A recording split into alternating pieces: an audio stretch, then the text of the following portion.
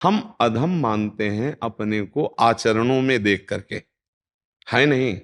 हमसे अधम आचरण हुए। जैसे कोई शराबी है तो शराब के कारण उसको शराबी कहा गया है। अगर वो शराब छोड़ देता है तो आप फिर उसे शराबी नहीं कह सकते, क्योंकि ना वो शराबी था ना शराबी है, बीच में उसने शराब स्वीकार की थी इसलिए उसे शराबी कहा गया था। समझ रहे ना। ऐसे ही हम अधम आचरण करते हैं तो हम अंदर से सोचते हैं कि हम अधम हैं, हमारा कल्याण कैसे हो सकता है। लेकिन जब हम नाम जप करेंगे और अधम आचरण छोड़ देंगे तो हम वैसे ही हो जाएंगे जैसे महापुरुष हैं, हो जाएंगे ना। अच्छा, एक तो ये सिद्धांत हुआ करने का, और दूसरे का है कृपा का। जैसे हम नाम जप कर रहे हैं, यद्यपि हम कभी भी उनकी समानता नहीं कर सकते, पर जैसे पारस मणि छू जाए तो जंगहा लोहा सोना बन जाता है। वो लोहा कभी मुकुट बन करके नहीं बैठ सकता था माथे पे किसी भी देवता या भगवान के, लेकिन पारस मणि छू गई और वो सोना बन गया और वो मुकुट बन के लग गया। लोहा कभी मुकुट नहीं बन सकता था, पारसमणि का प्रभाव। तो संत हैं कृपा में भगवान के पारसमणि, हमको भगवान के आभूषण बना देंगे, भगवान के सेवक बना देंगे, भगवान की प्राप्ति करा देंगे। कैसे? जो उपदेश कर रहे हैं उनको स्वीकार कर लो। तो जिन संत का हम उपदेश मानकर चलते हैं वो हर समय मेरे दिमाग में रहते हैं, ध्यान दीजिए।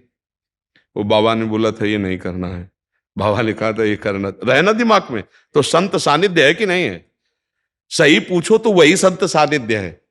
प्रगट में तो आप 2 मिनट, 10 मिनट, 5 मिनट, लेकिन दिमाग में आप हर समय सानिध्य। सच्चा सत्संग वो है जो हर समय आपके दिमाग में उनकी बात रहे। तो ऐसा ना समझे कि हम संत सानिध्य नहीं कर पाएंगे। संत सानिध्य मतलब कहा गया है दिन रात सत्संग करो। कहा गया है कि भक्ति कर दीप प्रेम करी बाती साधु संगति करी अनुदिन राती। रात दिन, तो रात दिन कौन साधु महात्मा के पास बैठा रहता है भाई? फिर महापुरुषों का कथन क्या है? रात दिन उनकी आज्ञा में हो ना।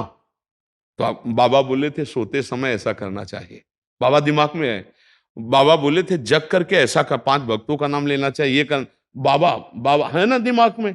वो गुरु जी बोले थे ऐसा, वो संत जी ऐसा बोले थे, वो है ना। तो संग हो रहा है ना उनका, यही है रात दिन साधु संग। हमारे पास रहकर यदि आप हमारी बात नहीं मानते तो आप हमारे संग में नहीं हो। दूर रहकर हमारी बात मानते हो तो तुम्हें समझ में आएगा कि हर समय हम है।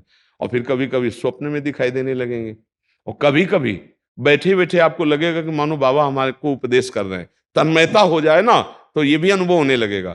बैठे बैठे दिमाग एकदम बिल्कुल घसीट गया, तो मानो आप उन्हीं से बात कर रहे हैं। देख लो बाबा आपने कहा था हम प्रयास तो कर रहे हैं लेकिन सफल नहीं हो पा रहे, सामने बात कर रहे हो, ऐसा लग रहा है कि आप बाबा से बात कर रहे हो, लगेगा ना। ये सानिध्य है।